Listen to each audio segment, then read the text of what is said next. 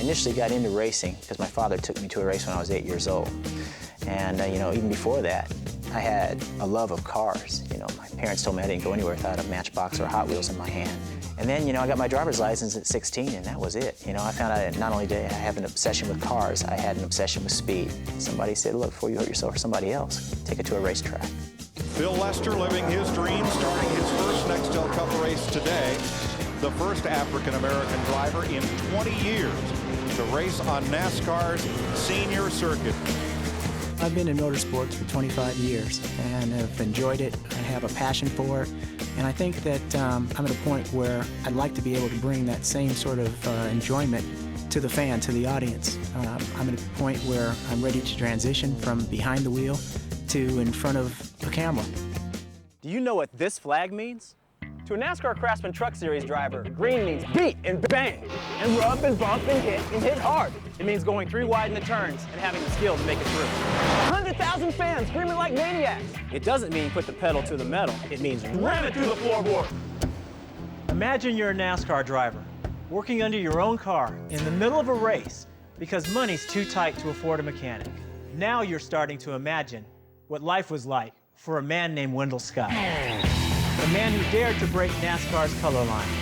But for Wendell, it was never about race. It was about racing.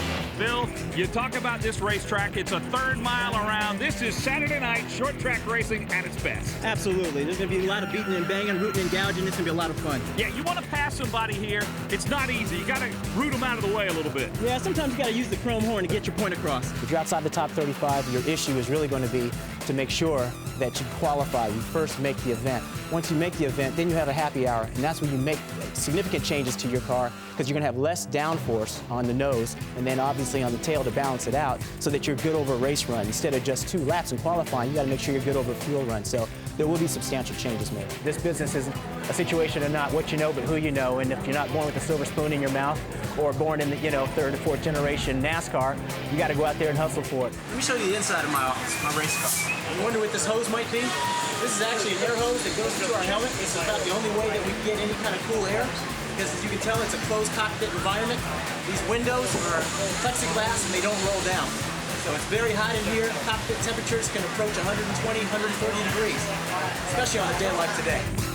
My story is one of determination, perseverance, and persistence. From the moment I got my electrical engineering computer science degree from Cal Berkeley, and was really the only African-American that I recall getting that piece of paper, to when I had my corporate life at Hewlett-Packard and typically was the only African-American in these meetings, to showing up at NASCAR, and still for the most part being the only African-American that's in the national Big 3 touring series.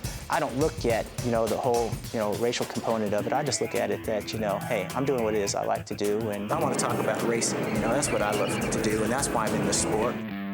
I've done a little bit of work in television in the past, and I enjoyed it. The feedback I got from it has been positive, and I hope to think that I can tell a story that people can relate to. I am in the process of winding down my professional career as a driver behind the wheel.